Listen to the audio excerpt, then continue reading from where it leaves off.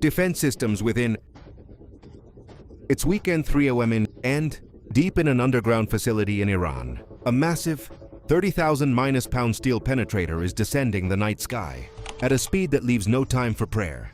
Route to Asia, it's the GBU-57 Massive Ordnance Penetrator.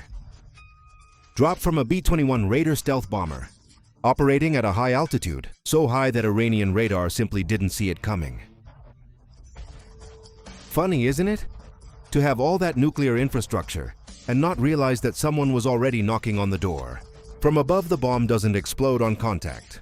It first punches through layers of reinforced concrete and rock, using its own kinetic energy as if granite were butter, and only then detonates with a time-delayed fuse. The result is a localized seismic wave that destroys key facilities, buried underground facilities that, by the way, had been the pride of the regime for years. After the attack, the B-21 doesn't go home and rest. It stays in the area and uses it as a radar to map the battlefield, with a precision that would have seemed like science fiction. Just 20 years ago, within minutes, it identifies all active air defense systems within a wide radius and transmits that information in real time to the F-35E fighters patrolling the Persian Gulf, as if it were handing out the restaurant menu to its colleagues before sitting down to dinner.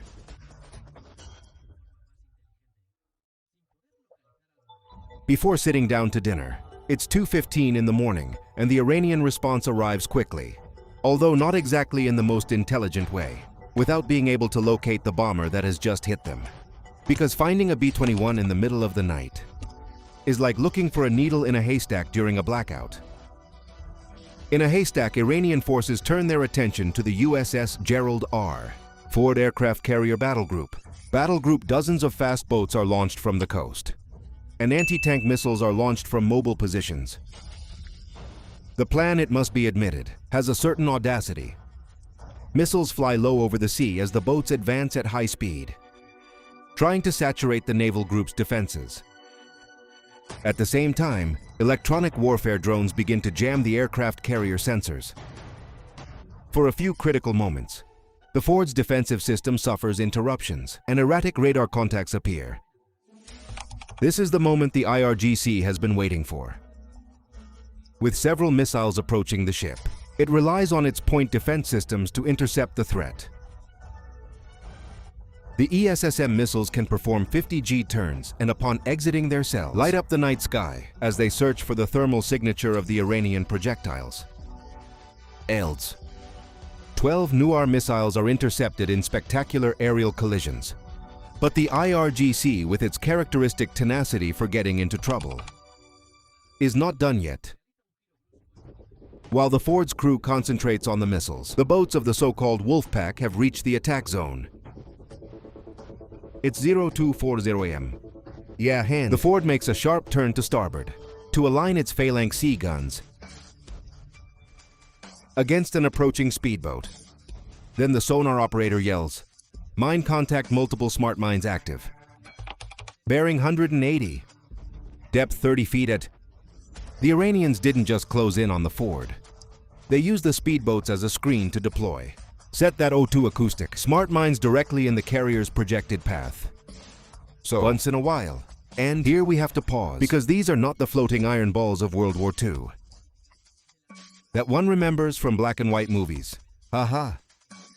The Sadaf is a microprocessor-controlled weapon that doesn't need to be touched. It listens for the specific acoustic signature of the 4 enormous bronze propellers and waits. The Ford is trapped if it continues its turn. It hits the mines, it stops. Becomes a fixed target for the Iranian speedboat. So mad, the IRGC commander on shore must have smiled at that moment. He must have thought he had achieved the impossible, checkmating an American supercarrier.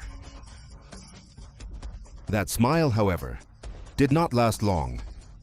The B-21 Rider, still patrolling kilometers above as if in no hurry, has been listening for the radio signals that activate the mines.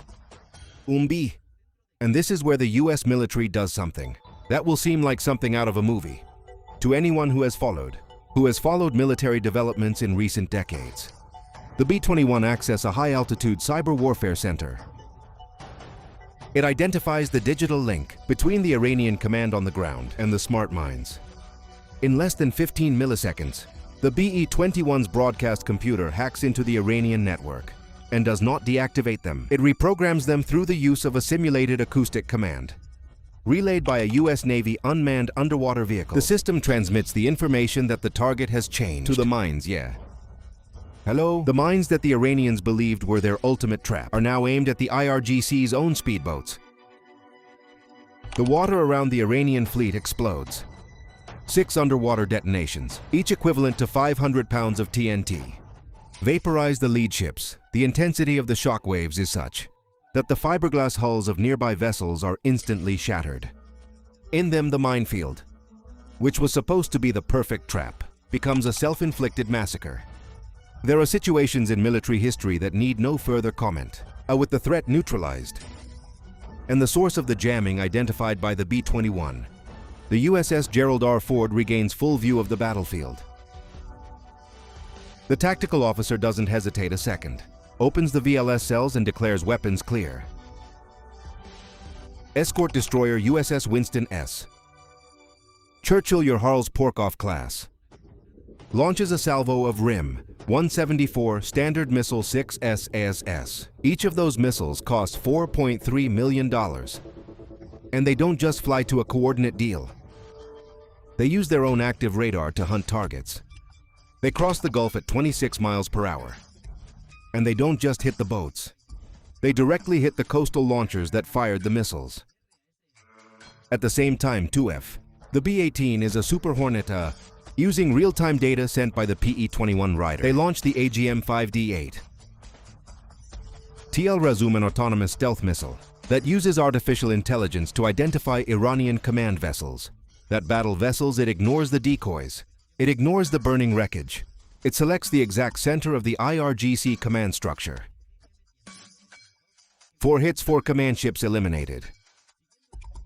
To close the operation with the precision that characterizes it, the Churchill launches a final salvo of BGM-19 Tomahawk missiles, flying at 550 milliseconds per hour, following the relief of the Iranian coast until reaching the coastal bunkers, from where the entire operation began.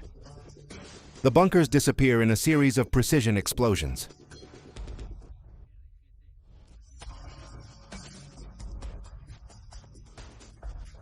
Vision explosions. It is 0312 in the morning, and the surface of the Persian Gulf is now a graveyard of burning fiberglass. But the ocean floor begins to tell its own story. The IRGC had anticipated that their communications network would be the first to go, so they built a purely mechanical backup system on the ocean floor. On the ocean floor, they called it the Dead Man's Detonator. Sonar alerts a high-speed subsurface contacts bearing 0.45 speed. 230 miles per hour the speed. These are Hood super-capable torpedoes traveling inside an air bubble. Essentially underwater missiles. At 230 miles per hour, the Ford has exactly 42 seconds before impact. Countermeasures are launched. The USS Winston S. Churchill fires the RUM-139VA, carrying a Mark 54 torpedo. The system drops into the water, activates its sonar, and a gigantic explosion sends up a 100-foot Kaiser of water. But 2 torpedoes keep closing in. Meanwhile, off the Iranian coast comes the last desperate attempt of the night. A hidden battery of Sishfar's anti-ship ballistic missiles emerges from a camouflaged cave and travels at +3. The Ford's crew now engages in 3 dimensions. Simultaneously, the ship fires rolling airframe missiles for close-in defense, while launching more SM-6s against ballistic threats. The SM-6s intercept the missiles above the carrier, and shock waves rock the Ford's superstructure. Underwater, the last torpedo is destroyed 400 yards from the hull. Iran had tried everything in its arsenal, and it hadn't been enough. It is 4:30 in the morning, and the Persian Gulf falls silent once more. The Ford's catapults launch patrol fighters at dawn. The Iranian fleet is gone. The mines are neutralized. The bunkers are rubble land. The Natanz nuclear facility, buried under hundreds of feet of granite, has become an underground graveyard. for the centrifuges that cost so much to build. The economic toll of the engagement speaks for itself. Iran lost nearly $1.2 billion in naval assets and command centers, and more than 15% of its missile inventory. The United States spent approximately $190 million, $90 million on precision munitions. That, folks, is what analysts call a favorable cost-effectiveness ratio. But the question worth asking is this: why did the United States win so clearly? It wasn't because it had the bigger ship. It was because it mastered the speed of information. In modern warfare, total view of the battlefield is everything. While Iranian commanders waited for verbal orders on jammed radios, the B-21 Raider and the Ford sensors had already processed the entire battle and executed a digital hijack of the enemy's own weapons. The United States didn't just fire. It rewired the adversary's weapons to destroy themselves. This was a catastrophe born of a completely outdated view of power. They thought the Ford was a traditional target. They failed to understand that they were fighting a system of systems. They saw an aircraft carrier. The United States saw a node in a global network. For the rest of the world, it was a display of power that was hard to swallow. For the men and women of the Fifth Fleet, it was just another Tuesday morning in the Gulf. But while these technological operations show just how far modern, great power warfare can go, on another front around the world, the conflict it continues to write equally intense chapters. In Eastern Europe, the battlefield between Russia and Ukraine continues to transform by the day. Because if there's one thing that characterizes this conflict, it's that every time Moscow thinks it has control of the situation, something happens to remind it that things are not as simple as they appear on the Kremlin's map. Russia failed to achieve the goals it had set out for its winter campaign in Ukraine. What Moscow had envisioned as a key phase of the conflict, in which long-range strikes against Ukraine's energy infrastructure were to weaken the country and pave the way for ground advances, ended up producing far from planned results. That approach, bombing hospitals and power plants to subdue a civilian population, did not quite work according to the plan.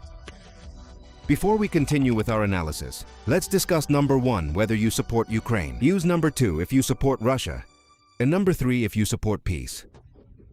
After months of intense fighting, Ukraine has launched a significant counteroffensive that has begun to shift the balance in several areas of the front. And this must be said clearly. Ukrainian soldiers have been holding out with a determination that has surprised everyone, defending every inch of their land against an army that arrived, convinced that everything would be resolved in days. Despite these advances, Ukraine cannot afford to let its guard down because Russia remains an adversary with considerable military resources and is planning for the next phases of the war. However, what Moscow expected to be a winter of Ukrainian collapse turned out to be something very different. According to data presented by the commander and chief of the armed forces of Ukraine, Alexander Sursiksy, during the 3 winter months, Russian forces suffered extraordinarily heavy losses. The total number of casualties between dead and wounded exceeded 92,000, which represents an average of more than 1,000 soldiers per day. 1,000 troops per day. This figure deserves a moment's reflection because it speaks to what happens when a military campaign is poorly planned and executed, and when the soldiers carrying it out have little idea why they are fighting on foreign soil. Her bank के savings rate check करने के बाद मैंने choose Kia Mashriq. Kia download Mashriq Pakistan mobile app. Idea why they are fighting on foreign soil. These figures explain why Russia failed to make significant territorial gains. During this period, at the same time, Ukraine managed to hold on to important defensive positions and even prepare the ground for later operations that would change the dynamics of the conflict. Russian losses were not limited to personnel. More than 300 tanks were destroyed or disabled, along with hundreds of armored vehicles, dozens of multiple launch rocket systems, thousands of artillery pieces, and several air defense systems that Ukraine was able to exploit to open up relatively safer corridors for drone and missile strikes against Russian military and logistical positions. And logistical positions even in the Black Sea. Despite having a considerably more modest navy, Ukraine managed to carry out actions that seriously affected the Russian fleet. Some ships and submarines were damaged or sunk, forcing the fleet to operate further and further from its home bases, or abide. This is not the outcome Moscow had in mind when it designed this war. In the context of a Russian strategy, specifically designed for the winter, all this occurred. This strategy entailed the continuous targeting of Ukraine's energy infrastructure with the goal of putting pressure on the civilian population, cutting off heating, plunging cities into darkness, and ultimately weakening the country's ability to sustain its war. The plan was to deteriorate living conditions, to the point of reducing domestic resilience, and forcing Kiev to negotiate from a weaker position. But the strategy failed to produce the expected results. Ukrainians who have demonstrated a resilience that many analysts have yet to fully understand, weathered the winter and began repairing what they could. With the onset of milder temperatures, Ukraine has more room to retool its industrial and energy capabilities. Meanwhile, Russia's accumulated losses over the past few months have created new challenges for the Kremlin. The ratio of territory captured to soldiers lost proved unfavorable for Moscow. Some analyses based on open sources suggest that Ukraine may have liberated more territory at certain times than Russia managed to capture by.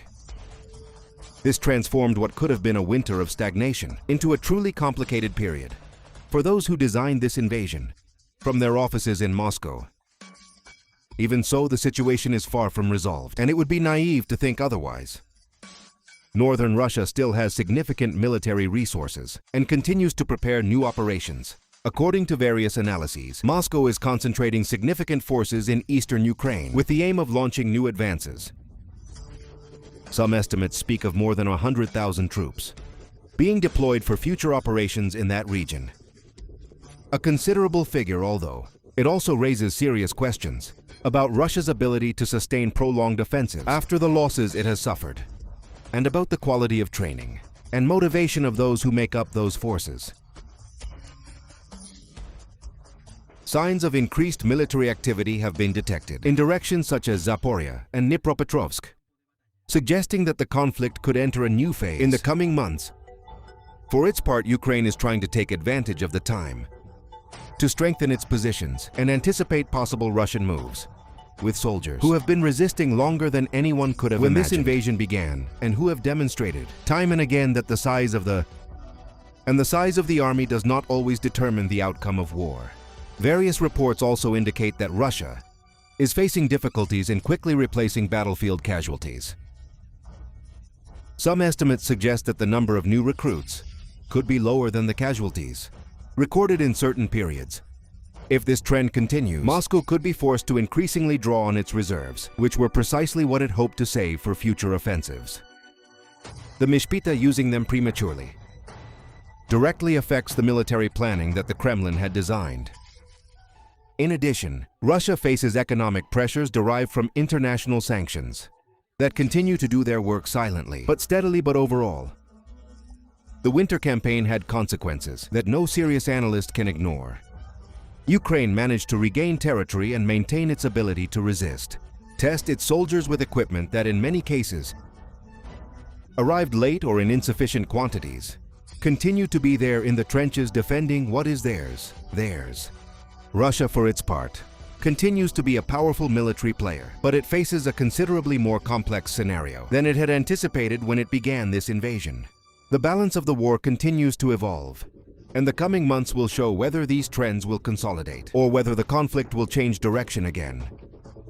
What does seem clear is that those who calculated that this would be quick and easy were quite clearly mistaken. And now the big question remains. Does this Ukrainian counterattack truly mark a turning point in the war, or is it merely the before a new, even more devastating storm? All go to this: Russia continues to lose men, equipment, and room for maneuver, but it still retains the ability to strike at long range, and plans that could ignite the front again at any moment.